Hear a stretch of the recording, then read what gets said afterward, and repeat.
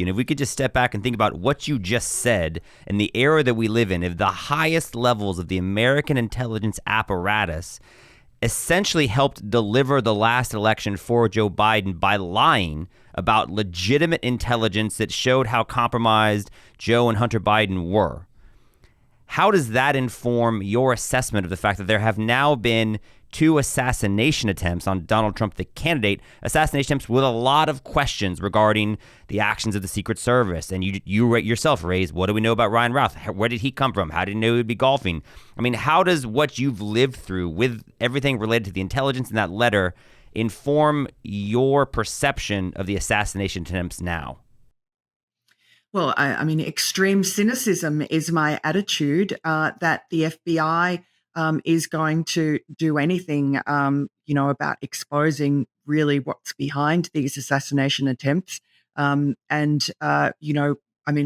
know, for instance, that there were Five Eyes countries that were trying to warn the Biden-Harris administration that there were severe threats to Donald Trump's life, and they were alarmed at the lackadaisical security around Donald Trump. That was before the first assassination attempt. Now we see that even after Donald Trump was shot in the ear and almost died, could have been killed, and other people, another man was killed and 2 seriously injured in Butler, Pennsylvania.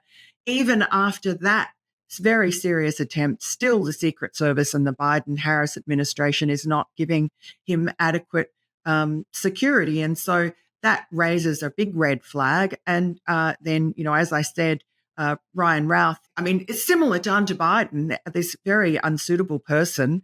Hunter Biden was a crack addict and Ryan Routh looks half unhinged, were ricocheting around Ukraine and various other countries, and seem to have the protection of somebody very high up in the federal government, because there have been at least 5 occasions that Ryan Routh came to the attention of the federal government. For instance, John Solomon had a terrific story this week about how last year, when Ryan Routh arrived here from Ukraine after one of his trips, he was stopped by Customs and Border Protection, and they questioned him, and there were several red flags raised, and they referred him to Homeland Security for investigation, and no investigation was done. And that was a pattern. I mean, there was a CIA operative who warned about him. There was a nurse who warned about him twice.